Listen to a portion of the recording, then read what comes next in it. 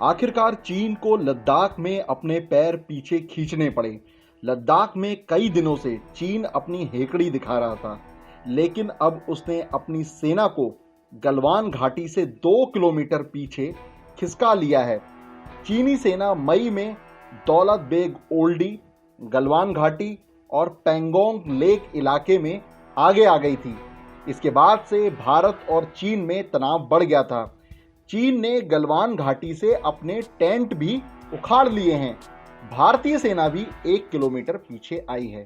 अब इस तनातनी के बाद 6 जून को दोनों देशों के बीच लेफ्टिनेंट जनरल लेवल की बैठक होगी, जिसमें भारत की ओर से उत्तरी कमान के core commander lieutenant general Harendra Singh चीनी सेना के समकक्ष के सामने होंगे, जिसमें वह चीनी समकक्ष के साथ बैठक में हालिया विवाद पर बात करेंगे। अब जो ये बैठक होने वाली है, इसमें भारत का पक्ष क्या होना चाहिए, भारत को क्या करना चाहिए, इस बारे में डिफेंस एक्सपर्ट एसपी सिन्हा ने बताया है कि भारत का इस पूरे मामले में स्टैंड क्या होना चाहिए। ये बहुत सकारात्मक कदम है और दोनों देश के हित में है।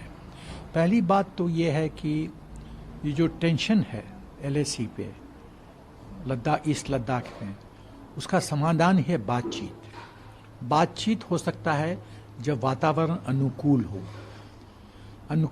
वातावरण अनुकूल तब हो सकता है जबकि चाइना अपने अच्छे नियत का प्रदर्शन करे, और अच्छे नियत का प्रदर्शन है कि आप अपनी जगह से वापस जाओ और हिंदुस्तान के टेरिटरी को ग्रैब करने की, जीतने की कोशिश, लेने की कोशिश मत करो।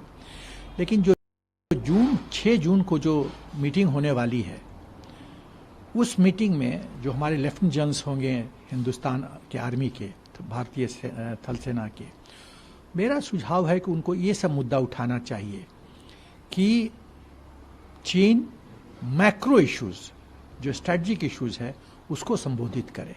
और वो क्या है कि चीन अपना विस्तारवाद की नीति को त्याग करने का कमिटमेंट दे, हिंदुस्तान के लिए हिंदुस्तान की जो भौगोलिक इंटेग्रिटी है और जो सॉवरेंटी है, उसका सम्मान करने का कमिटमेंट दे। जब ये सब होगा तो रिश्ता स्वाभाविक है, अच्छा होगा। और यदि ये सब नहीं होता है तो ये रूटीन बन जाता है चीन के तरफ से कि चीन के आंतरिक कुव्यवस्था के कारण जब चीन के प्रेसिडेंट जी जिनपिंग की जो लोकप्रियता घटने लगती है, आर्थिक स्थिति खराब होने लगती है, तो LAC पे वो समस्या खड़ा कर देते हैं।